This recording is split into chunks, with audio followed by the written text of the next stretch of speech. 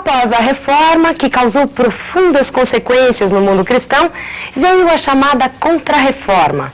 Foi quando a Igreja Romana decidiu tomar medidas disciplinares, sobretudo quanto ao clero, e reviu as suas definições dogmáticas na tentativa de buscar um rejuvenescimento.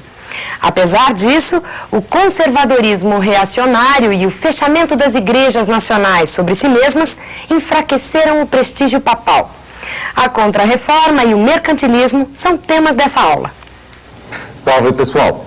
Então hoje nós estamos terminando com vocês a parte relativa às reformas, incluindo hoje a chamada Reforma Católica ou Contra-Reforma, e já iniciando as estruturas da Idade Moderna com o capitalismo comercial, que tem como principal elemento de prática aquilo que se designa pelo nome de mercantilismo. A aula anterior, nós analisamos com vocês alguns reformistas protestantes, entre os quais o Lutero, o Calvino, o Henrique VIII. E terminamos dizendo que o Henrique VIII estaria muito mais dentro da economia, da política, do que efetivamente dentro do espírito de angústia e de religiosidade da época. O Calvino teria sido aquele que mais se destacara do conjunto dos demais reformistas, porque ele estava mais ligado ao capitalismo, à burguesia, com a valorização do trabalho e tirar aquele estigma sobre a riqueza. E o Lutero, muito mais dentro da angústia da época, pensando na sua própria salvação. Como é que teria ficado a Europa após o processamento de todas essas ideias trabalhadas? É o que a gente pode observar aqui no nosso primeiro mapa, que você pode acompanhar com a gente o que vai acontecer então com esses reformistas. Veja só, nesta área verde imensa, você tem a área que era dominada pelo catolicismo romano. Catolicismo romano esse que obedece ao Papa, à Santa Sé. Deste outro lado você tem a Igreja Ortodoxa, que segue mais a orientação de Constantinopla, e você tem também aqui o mundo muçulmano. O nosso amigo Lutero, ele vai ficar mais restrito aqui às áreas da Alemanha e da região escandinávia, esta areazinha aqui. Você vê que aqui, nesta época, você ainda tem um estado alemão, que é a Prússia, tá? O Calvino, por seu turno, vai começar aqui, nesta região, que é a Suíça, vai ganhar grandes adeptos aqui na Escócia e vai se propagar através do anglicanismo na Inglaterra, se propagar pela França, pelo sul da Espanha e ganhar outros territórios aqui dentro da Europa, como você pode ver aqui nesta mescla.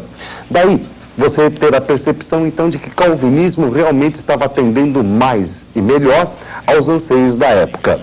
Agora, é claro que a Igreja Católica não poderia ficar quieta, não poderia ficar parada diante de todos esses acontecimentos. Por isso mesmo, ela detesta o título que nós estamos usando aqui hoje, a palavra Contra-Reforma. Na realidade, esse título não é empregado pela Igreja na época. Por quê? Porque se você fala Contra-Reforma, obviamente você estará falando que o Lutero, o Calvino, o Henrique VIII foram tão importantes, atrapalharam tanto o seu próprio desenvolvimento que a Igreja foi forçada a tomar atitudes contra eles. Por isso, a Igreja Católica preferiu utilizar como seu título a expressão Reforma Católica, que na realidade é nada mais, nada menos do que uma contra-reforma. Como começa essa contra-reforma ou reforma católica? Ela se inaugura, ela se principia com a reunião do concílio, o chamado Concílio de Trento. Esse Concílio de Trento vai reafirmar todos os dogmas, todas as leis, tudo aquilo que o Lutero, o Calvino, o Henrique VIII, todos os reformistas protestantes haviam negado. Você vai ver o Concílio de Trento reafirmar culto aos santos, dogmas. Por exemplo, você não pode fazer a interpretação da Bíblia, só o padre pode interpretar a Bíblia, só a igreja vai poder interpretar a Bíblia. Você vai ter aí a reafirmação da infalibilidade papal. Agora, falar é uma coisa muito fácil. Você pega, por exemplo, um caixote de madeira, vai aí numa praça, começa a fazer um discurso, logo você vai ver que tem um monte de gente escutando o que você está dizendo. Só que entra por aqui, sai por ali. Como é que você vai fazer as pessoas acompanharem e seguirem as suas determinações? A igreja precisava, portanto, de uma ação um tanto quanto que mais contundente. E por isso mesmo o Concílio de Trento e a Contra-Reforma no geral acabaram oficializando uma companhia que estava se montando neste momento. Era chamada Companhia de Jesus, que fora fundada por Santo Inácio de Loyola.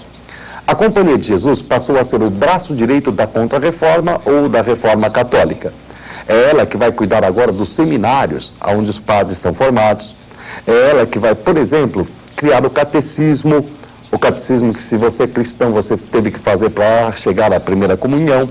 É ela que vai, por exemplo, elaborar também agora o ensino nas universidades europeias, claro, ministrando assim todo o conhecimento e todas as ideias da Contra-Reforma. É a Companhia de Jesus que virá, por exemplo, para o Brasil colônia, para a América no geral, para trazer a ideia da Sé romana, o catolicismo católico apostólico romano, tá? Aqui para as colônias, para evitar que os indígenas começassem a ser afetados pelas ideias protestantes. É também a Companhia de Jesus que vai organizar o famoso Index Librorum Prohibitorum. A palavra parece ser complicada, né? Index Librorum Prohibitorum. Só que, de repente, se você traduzir pela própria sonoridade, você já percebeu o que é. Índice de livros proibidos. Uma série de títulos que vão ser proibidos àqueles indivíduos que são católicos.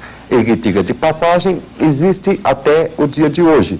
Só que hoje não se chama mais Index Librorum Prohibitorum, Index, o índice dos livros proibidos. Hoje é catálogo dos livros não recomendados. Eles abrandou um pouquinho, mas continua por aí fazendo a sua censura em cima da literatura. Agora, se nem a Companhia de Jesus foi suficiente, você tinha que tomar atitudes um tanto quanto que mais drásticas. Essa atitude mais drástica se verificou através daquilo que nós chamamos de reorganização da Inquisição, uma remontagem do Tribunal do Santo Ofício.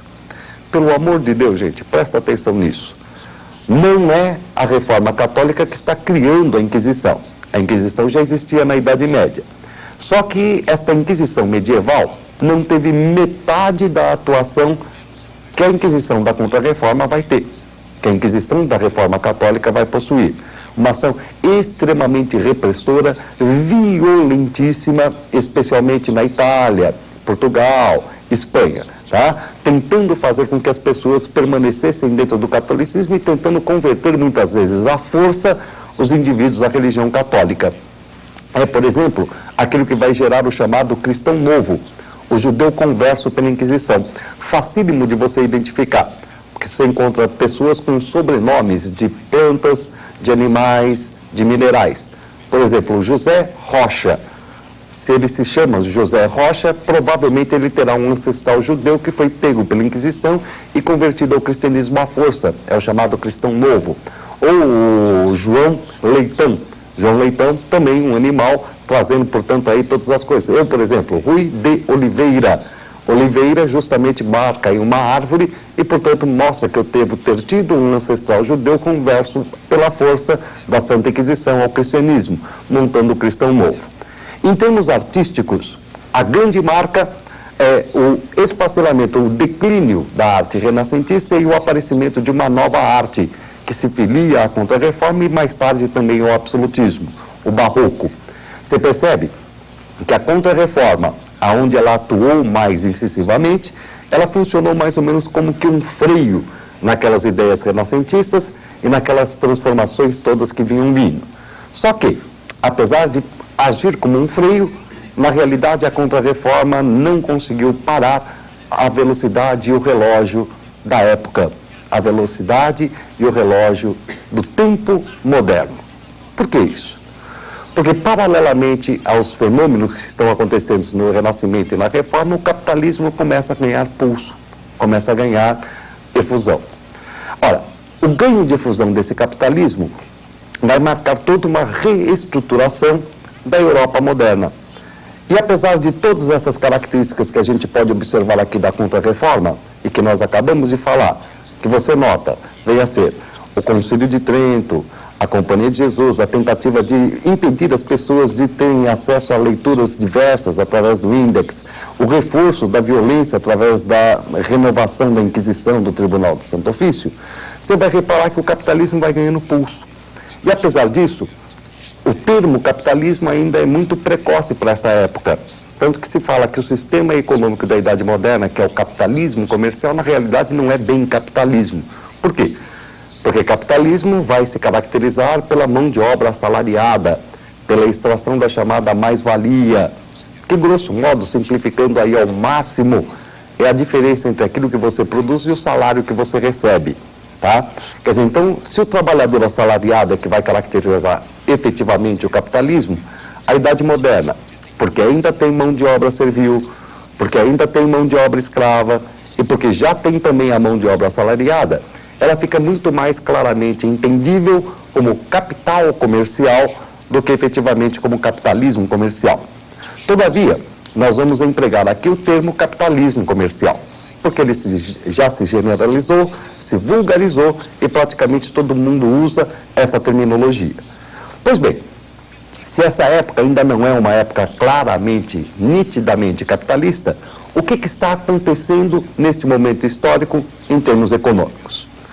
A resposta a esta pergunta é a seguinte: neste momento histórico nós estamos tendo aquilo que se chama de acumulação primitiva dos capitais. O que é a acumulação primitiva do capital? É uma coisa fácil de você entender. Acumulação, você sabe o que é? Juntar. Primitiva, primeiro, inicial. E capital, o que é capital? Aí é que começam as confusões. Tem muita gente que acha que capital é moeda, é dinheiro. Veja bem, dinheiro, moeda, podem ser capital, mas não são necessariamente. Se você vai ao cinema, compra o ingresso e assiste o filme, você gasta dinheiro. Se você vai ao cinema, compra o ingresso, espera a bilheteria fechar, e aí você encontra aquele cara desesperado tal para entrar no cinema e vende o seu ingresso pelo triplo do preço, você usou essa moeda como capital. O que é capital então, gente? Capital, traduzindo assim de uma forma também bastante grosseira, bastante simples, é nada mais do que a propriedade privada dos meios de produção. Então, a acumulação primitiva do capital, que é o que está acontecendo na Idade Moderna, vem a ser o quê? É o momento inicial em que a burguesia está juntando para si a posse dos meios de produção. E a outra pergunta é a seguinte: de que maneira se faz a acumulação primitiva do capital? De que maneira a burguesia consegue começar a acumular esses meios de produção? A resposta a esta pergunta vem a ser circulação de mercadorias. Então dá uma olhadinha aqui no nosso resumo para você entender exatamente como é que está, em termos de sistema econômico, se estruturando a Idade Moderna. Num primeiro momento você tem a acumulação primitiva dos capitais, a burguesia acumulando, portanto, os meios de produção, e ela faz isso, neste momento histórico, não através da mais-valia, não através da exploração direta, mas através da circulação de mercadorias. E uma última pergunta que viria a ser a seguinte: de que modo se faz a circulação de mercadorias? A resposta a essa pergunta é uma palavra, a palavra mercantilismo, que a gente destrincha com você aula que vem.